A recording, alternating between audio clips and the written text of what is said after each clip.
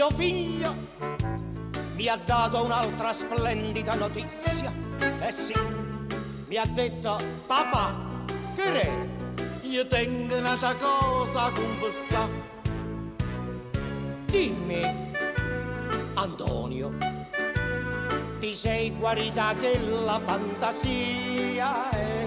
Anto, papà, è proprio questo che ti già parlato. Io voglio andare a vivere qua Armando. Mi sono affittata casa in Capastanda.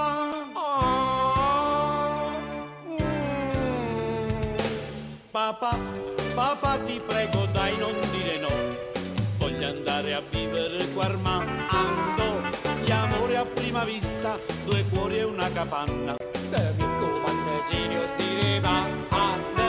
E quando la miei piatti in da cucina scavolini, mi sento bella con mia cuccarini. Senti, Antonio, io non te lo consiglio un matrimonio. Aspetta, Papà, che è?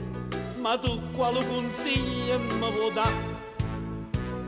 Antonio, lo sai, di questo tuo problema sono stanco. Va buono, Papà, allora tutti chi che voglio fare? Mi voglio cagno sessa a Casablanca. Ma mi dovresti fare un assegno in bianco.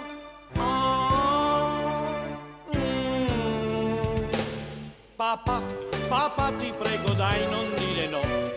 Voglio andare a vivere qua Armando.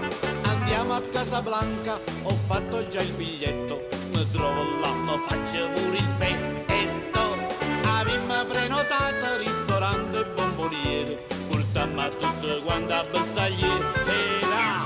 Papà, papà ti prego dai non dire no. Voglio andare a vivere qua Armando.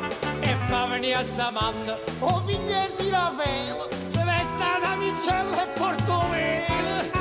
Papà non fa così, una sorpresa poi ti faccio. Facciamo venire a Davide Menga.